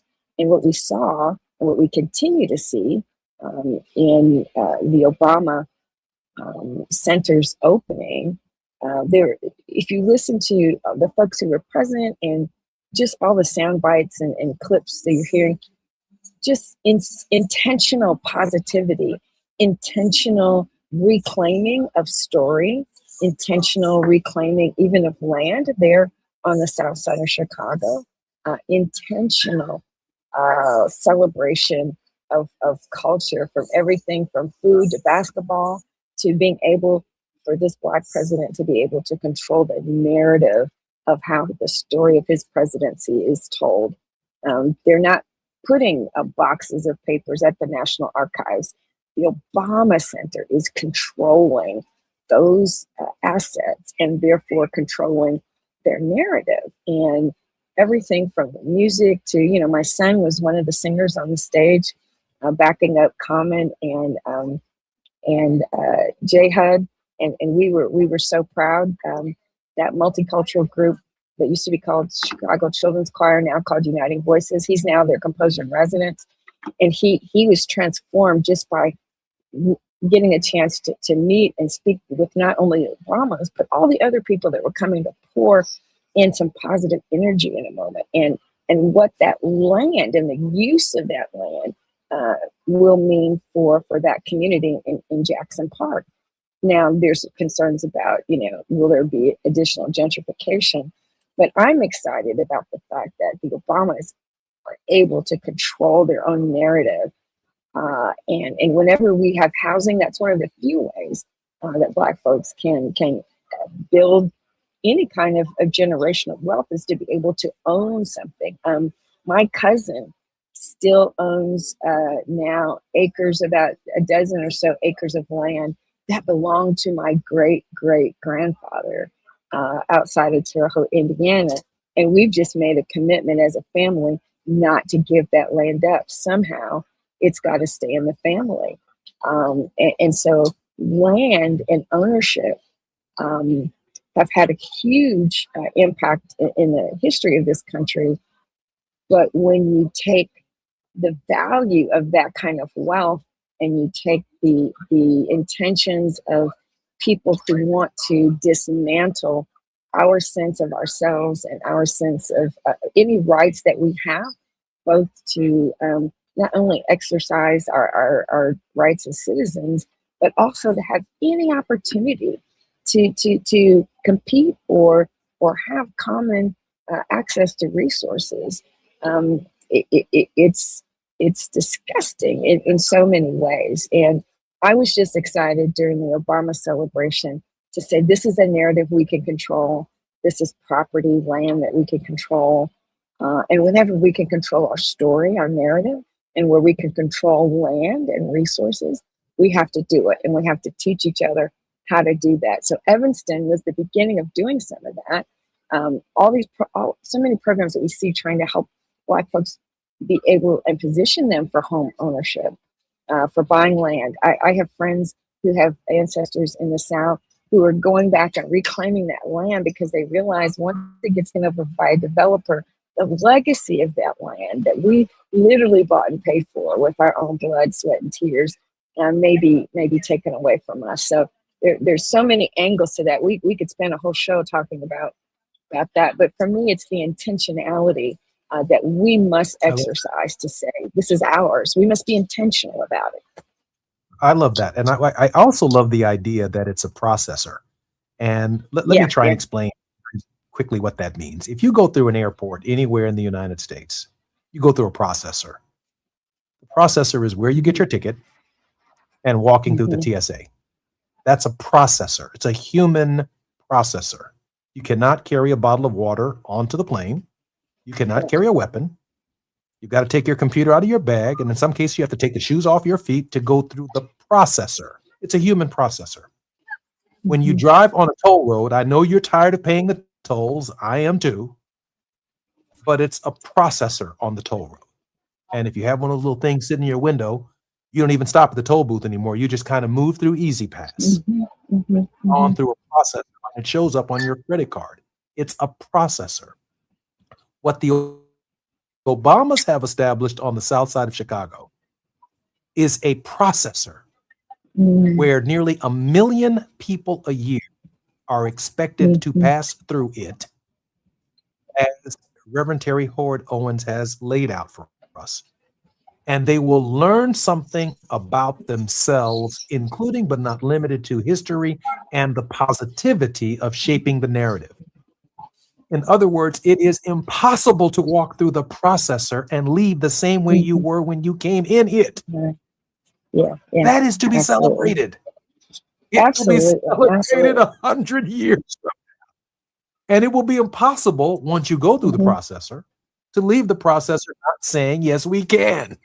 Yes, I can. Right. Yeah. Stop complaining about what you don't have. Use what you got and let's move forward, Terry. Yeah. And I think that what you said, it's not just the story of the Obamas, but it's the context of the history that brought us to that moment and where we can go. As he himself said, this is not about nostalgia. This is about where we can go from here. And that's what they want us to leave their understanding, that we can shape the narrative and move forward. And that's why ain't nobody else visiting them other presidential libraries. Jesse Jackson Jr. That's right. You're listening to the Jesse Jackson Jr. Show, The Faith Not the Fall with Reverend Terry Howard Owens. More when we come forward. Don't forget, Her Word of Hope is coming up next. I'm Jesse Jackson Jr.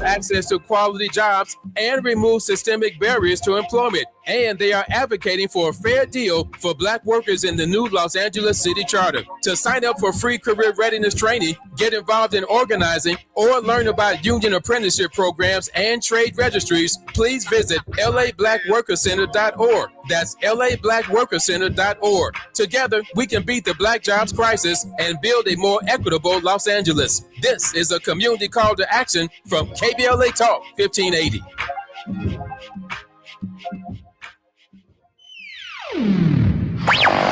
All I need is one mic. With a KBLA Talk 1580 editorial, I'm Tavis Smiley. In my prior commentary about Destination Crenshaw, or Procrastination Crenshaw as we call it around here, I opine that sometimes neglect becomes a decision. I want to challenge my own neglect becomes a decision thesis in just a moment. This $100 million revitalization project was supposed to transform 1.3 miles of Crenshaw Boulevard into a world-class celebration of Black art and culture. It was first promised to open in 2023, then 2024, and here we are, still waiting, still suffering. The businesses along this corridor, Black-owned businesses, are suffocating. Construction chaos everywhere, shuttered storefronts, a community being bled dry by broken promises. So, I stand by my earlier formulation that neglect becomes a decision. But as I have thought more about the gross negligence, the incompetence on steroids, it occurs to me that sometimes neglect isn't just a decision. Neglect is the default position of some Black electeds. Not all, but some. They just don't believe that Black folk deserve the very best. They don't believe that we deserve to be treated with dignity and respect. So we go from being constituents on the campaign trail to collateral once they're sworn into office. And when, for example, one is termed out of office and can't run again, but is still clutching the gavel of power, one thinks that he can stay comfortably above the fray while we anguish for years on end. The apparent attitude is, I'll just leave this mess for the next person to clean up. That's what it feels like, Mr. President, Mr. LA City Council President. But it's not just him, it's the local media too, Black and white, corporate and independent. Look at how little has been said about this never-ending nightmare in Crenshaw, year after year after year. nobody at City Hall and nobody who's supposed to be holding City Hall accountable seems to care one bit about the safety and security of Crenshaw residents and the black business owners who are slowly being strangled. Don't be fooled. This isn't just a construction delay. This is what disrespect looks like with a budget attached. With a KBLA Talk 1580 editorial, I'm Tavis Smiley. As always, we welcome your feedback.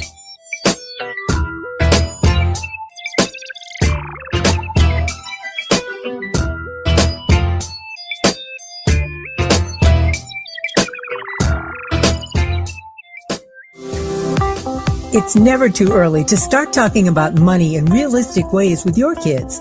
JP Morgan Chase navigates how to educate your kids now about creating long-lasting, healthy money habits. Whether your kids are in elementary school, high school, or college, now is a great time to start a conversation about ways to create healthy money habits as they grow, ultimately benefiting their financial future. Talking about money in a realistic way to support your kids' lifestyle and dreams, your first banking account geared towards high school or college. It's never too early. Explaining the basics, what you earn and what you spend, building financial confidence starts with getting organized. Learning and practicing vital money skills now will stay with them for life. Tools they will have to stay on top of their finances and achieve their goals. This segment is sponsored by JP Morgan Chase.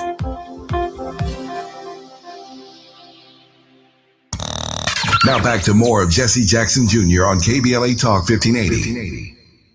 The Jesse Jackson Jr. Show. The Jesse Jackson Jr. Show. The Jesse Jackson Jr. Show. The Jesse Jackson Jr. Show. King Volley, drop the beat. Come on and talk with me.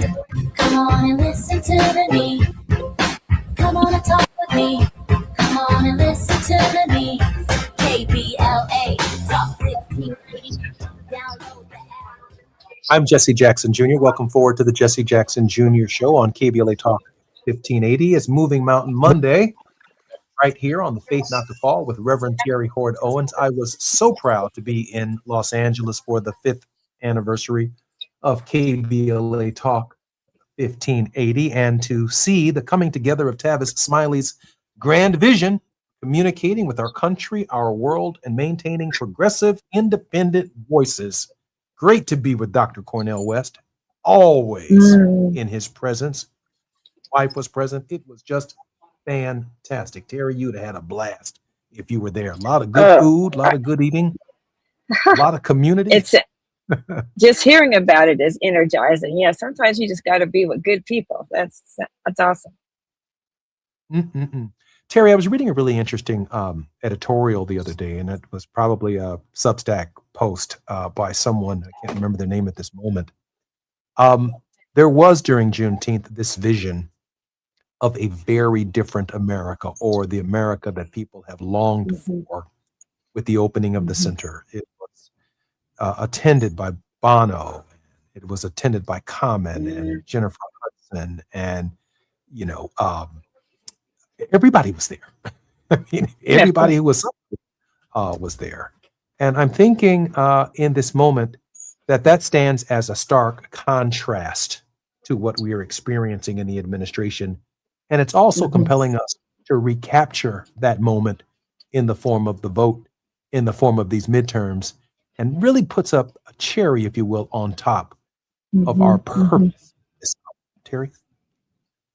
Yeah, I was thinking back myself to, those days when Obama was first, even when he was running for Senate. I mean, I lived in Hyde Park at the time, and he was my state senator. And I remember just the energy that not just the Black community, but there were colleagues of mine at the University of Chicago Divinity School, white professors who were out going door to door in Northwest Indiana, getting on buses and doing what they could to ensure that as many people who could vote would actually get out to the polls. And just the overall sense of positivity, the uplift, the intentional desire to show respect and hope. And I was tickled by David Letterman, who normally has some sort of, wise comment to say, but all he could say was, I feel great. This has just been the best thing. This is, I'm hoping again. I'm believing again. And when we live in an environment where the President of the United States and other leaders in the country are continuing to belittle and bewail and to attack and belittle anything that doesn't have anything to do with him, that weighs on your spirit after a while. And I think we needed that little surge of just positivity and respect for one another that was present at this opening of the Obama Center. It was really a powerful day. Madam President, just before we get to your word of hope and the conclusion of our show, I should share with you a little bit of wisdom that I used to get from my father. And I sorely miss him during this Father's Day. Mm-hmm. But grateful that my son flew in town to spend Father's Day with me, and he's still here. I'm really grateful for that. Put a smile on my face. That's great. But for everyone who did not have a father with them this Father's Day, I certainly want to wish them a happy Father's Day. But I want to share this with you. My dad used to tell me that it is impossible to be big and small at the same time. Mm-hmm. It's impossible. Yeah. You can't practice bigness and being great and being small at the same time. Mm-hmm. And what I saw in the opening and the way in which the president and Mrs. Obama handled the event, the way in which people spoke, and the pride that was felt. Of course, we were doing a double duty between LA and the Obama Center at the same time. Brothers and sisters were there. I've been there touring the physical facility a couple of times. But I should share with you that the President Obama, he's bigger. Yes, he's just a bigger person. He's not a little person. I mean, the little petty arguments seem to fly off of his shoulder. He's big. In a real sense, Jesus of Nazareth and our Christian experience really challenges us to be bigger. To be bigger, normally be. Yeah. Madam President, the word of hope. Yeah, and I think the word of hope really comes from the parable of the Good Samaritan, who, even though the Samaritan were most despised, right, by the Jewish people, and the man who was out on the side of the road who needed medical help and rescuing, the religious establishment walked by him, but the one who was bigger was the very person that they despised. And Jesus says, go and do likewise. So I think we're called to certainly just be bigger, as you said. And when we can do that, we can expand our hope, we can expand the possibility for justice, and we can change the narrative and indeed change the world. And that is exactly where I think we are in this moment. And the fact that in his bigness, he acknowledges the contribution of other people. That it's not like a crab in the barrel kind of thinking. It's what Dad used to also, I hate to use this language on air. He used to call it the bigger theory. The bigger, you know what the word is. Yeah. In other words, the bigger the I become, the bigger the you become. And the bigger the you become, the bigger the we become. We got to practice the bigger theory and work our way out of our circumstance. And so he elevates people to his stature and beyond his stature. And that is compelling. That is compelling. Any pastor, by the way, any leader who does that, who doesn't see themselves as the end all and be all, but sees themselves as elevating other people, there's got to be a special place in heaven for a person like that. Yeah. You know, the Bible says who would be a leader? Those who would be leaders of all must first be servants of all. And my definition of loving my neighbor is that I want for you what I want for myself. And so if that's what I really, really want, and I've got to love you as much as I love myself in order to want for you those very things. I can't be trying to stay one step ahead of you. I've got to want for you what I want for myself. And that way we all have enough. It doesn't get any better than that. Reverend Terry Hord Owens, thank you for joining us this Moving Mountain Monday and the Faith Not to Follow. I'm Jesse Jackson Jr. More on KBLA Talk 1580. Up next, DL Hughley. Come on, DL.